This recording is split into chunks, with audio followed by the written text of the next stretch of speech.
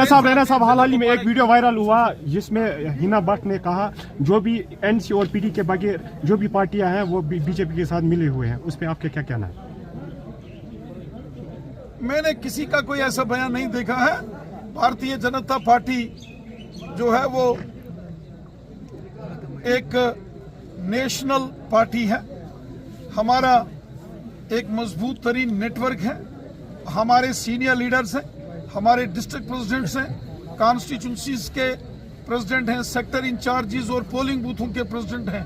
हम जो भी फैसला लेते हैं आपस में सब मिलजुल कर वर्कर्स बैठकर फैसला करते हैं। और इसीलिए मैं यहाँ तमाम अपने वादी कश्मीर के वर्कर्स से मुलाकात कर रहा हूँ।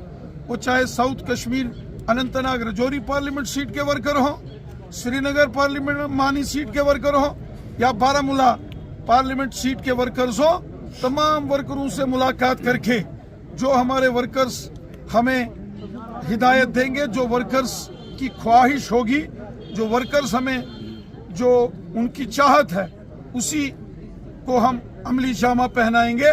बीजेपी में कलेक्टिव लीडरशिप होती है, एक आदमी किसी जगह पर बैठ के फैसला नहीं लेता है। मोहतरम डॉक्टर फारूक अब्दुल्ला साहब इस बात को अच्छे तरीके से जानते हैं कि जिस तरीके से पूरे मुल्क में आज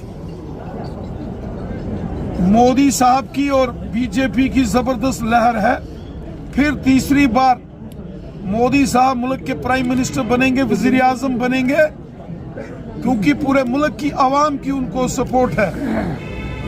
और मैं यकीन से कहता हूं कि आने वाले सालों में आप वादी कश्मीर में भी असेंबली के इलेक्शंस में कमल के फूल को खिलता हुआ जरूर देखेंगे, जो मोदी हुकूमत ने काम किए हैं। आज हर एक शख्स की जेब में गोल्डन कार्ड है, 5 लाख रुपया इलाज के लिए मिलता है।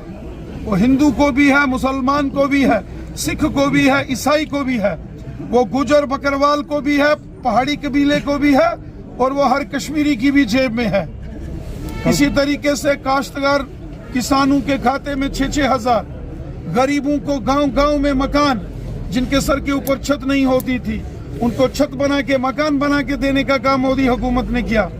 और मोदी साहब ने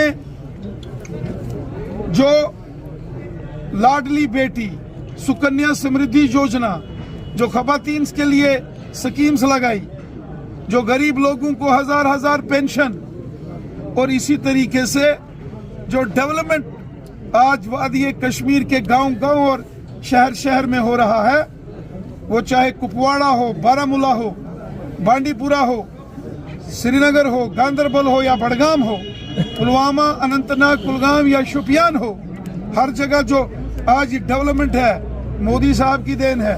एम्स हॉस्पिटल, पूरे हिंदुस्तान में एक एम्स हॉस्पिटल होता था दिल्ली के अंदर दारुल हुकूमत में, और दूसरा एम्स कश्मीर के अवंतीपुरा में बनके तैयार हो रहा है। ये मोदी साहब की देन है। मोहतरम उमर अब्दुल्ला साहब इस बात को समझते हैं कि जबरदस्त जीत के साथ मोदी साहब हैट्रिक लगाने वाले हैं, बीजेपी की जीत होगी। अब चूंकि वो अपोजिशन कांग्रेस के साथ मिलकर इलेक्शन लड़ रहे हैं, इसलिए सच्चाई और हकीकत को बयां करने से उनको थोड़ा जो है वो परहेज हो रहा है। वरना उमर साहब भी इस बात को अच्छे से जानते हैं कि तीसरी बार फिर मोदी सरकार मुल्क के अंदर आएगी, मोदी साहब हैट्रिक लगाएगी। ये तो मुल्क का बच्चा बच्चा जानता है। उमर साहब तो खैर एक बड़े सियासतदान हैं और वो इस बात को अच्छे से समझते हैं कि मरकज में पूरी ताकत के साथ बीजेपी तीसरी मर्तबा फिर हुकूमत बनाएगी। हम कोशिश कर रहे हैं कि ऐसे कैंडिडेट्स जो कि खिदमत खलक और हुब्बुल वतनी का जज्बा रखते हों, जो गरीबों, ज़ईफों, मजलूमों और बेसहारा लोगों की खिदमत का जज्बा रखने वाले जो लोग हैं, वो यहाँ से वादी कश्मीर से जीत के आ जाएं।